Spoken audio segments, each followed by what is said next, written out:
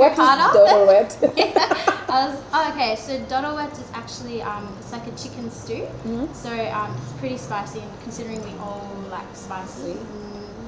I like spicy, just not, as I said, just not my hair catching on fire spicy. Okay. So yeah. This should be okay.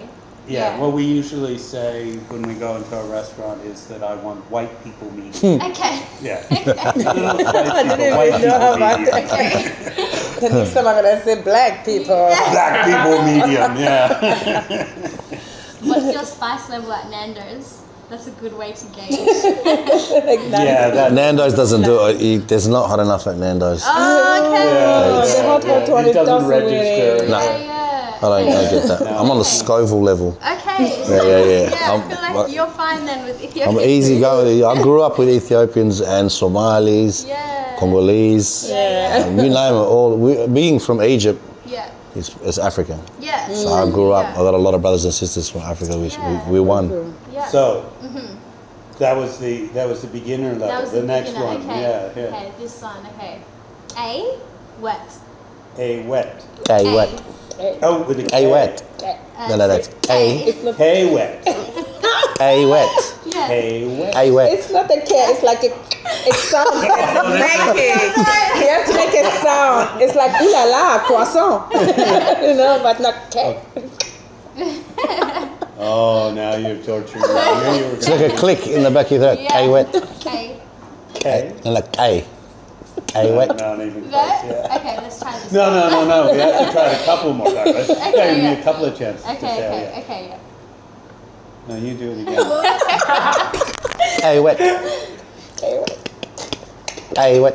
A. K wet. A wet. Wet. Wet. So it's wet. So like, No. Like WAAT. yeah. K wet. Say what? Not even Like, It close. sounds like I can get wet. Wow. Yeah, last week I could have said it fine. When Yeah. it was raining. Okay, let's just go with the. Let's go next all the one. way to Full? full Scoville level. Whoa. Okay. The hardest word you've got.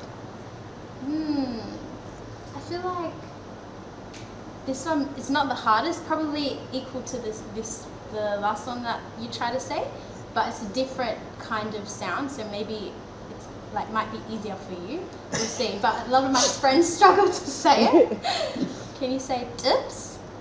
Tips? No. This one's not the back of your throat anymore, it's the front where your teeth are. So you're kind of like pushing the sound. But with holding your teeth. Can you beatbox?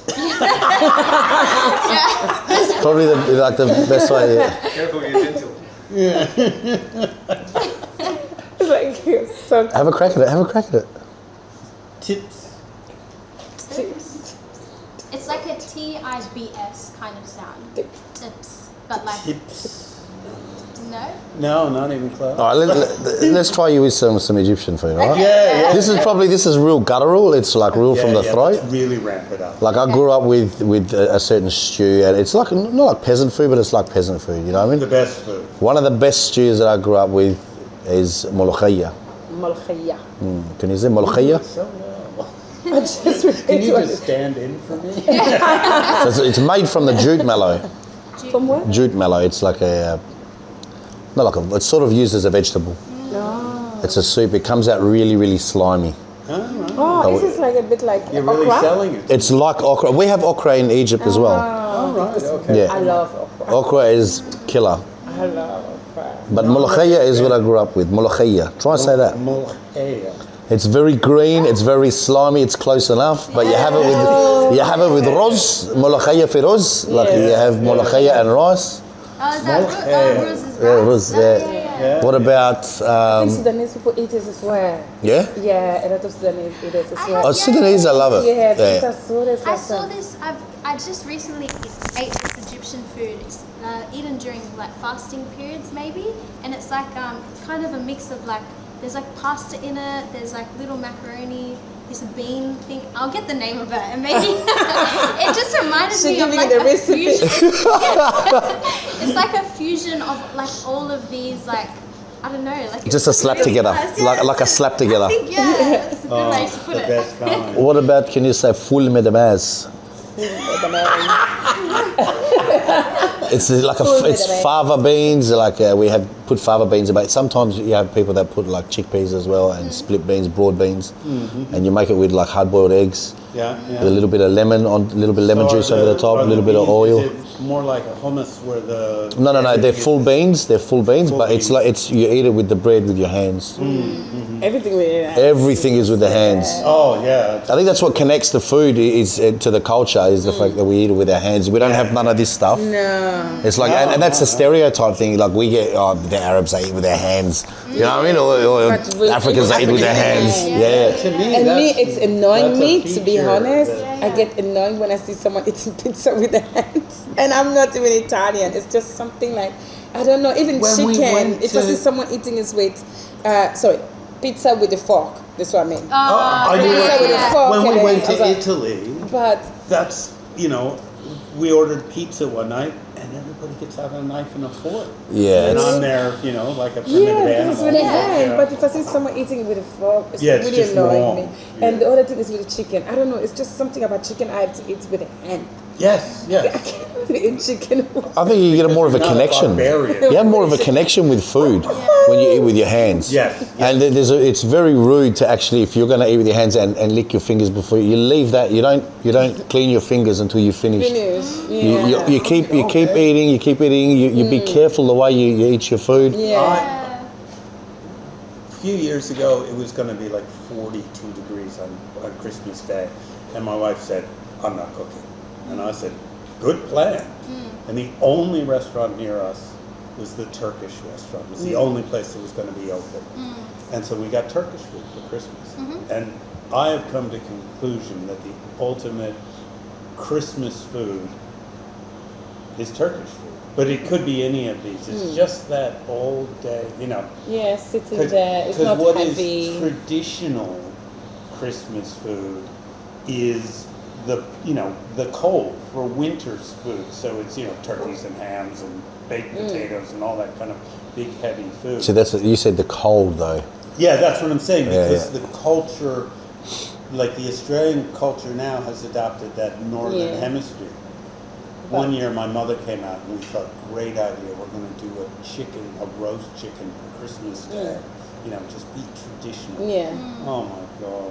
First of all, lighting the oven and then... Disaster. Oh, it was good, but it was just like we ate 2 little nibbles of it because it was, again, Hot. like 40 degrees. Yeah. But that You kind can't of... actually, no. And the other thing is with that big feeding, it's like go and... I think that's how I connect. But that's how I connect to my culture. Like if I'm not saying I don't eat our food with knife and forks, especially if you go to an Arabic restaurant, right? Yeah. That you've got all these Western. This sounds racist, but you got all these Westerners around, and you're there, and you just knife and fork it.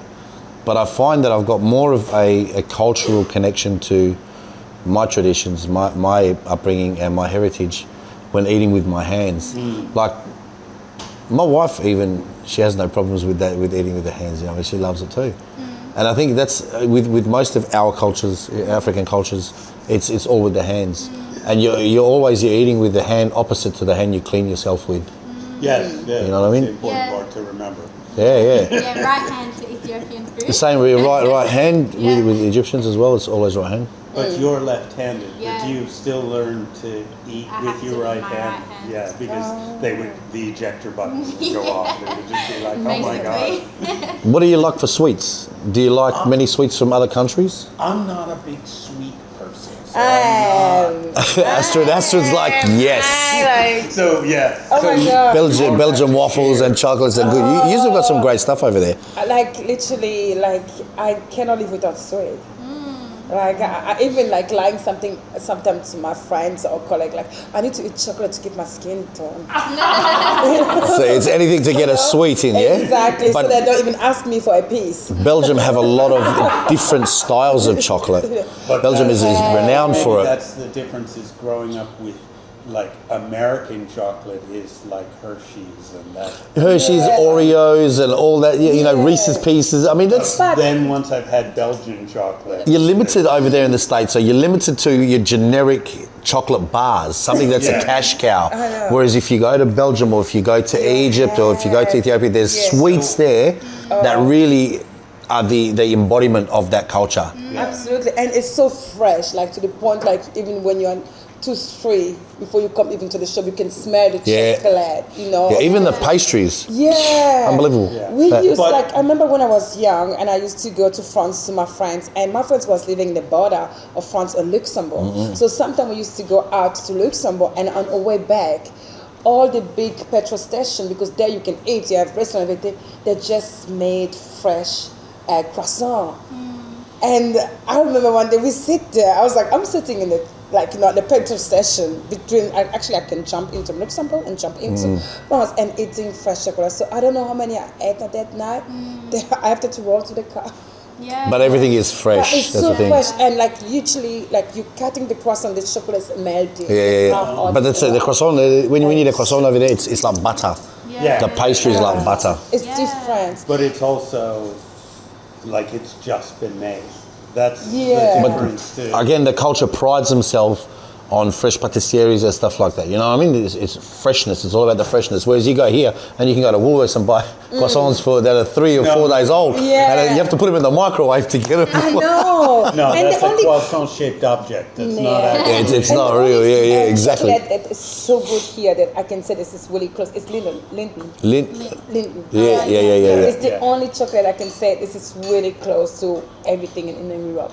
But the rest, sometimes when I eat chocolate here, the best thing for me is to do to actually get condensed milk, sweat it, like put it in the microwave and get really like the flavor I want. Yeah. I'm stuck on my traditional sweets. I absolutely love and adore them. You We have baklava, but, but you would say baklava. but Yeah.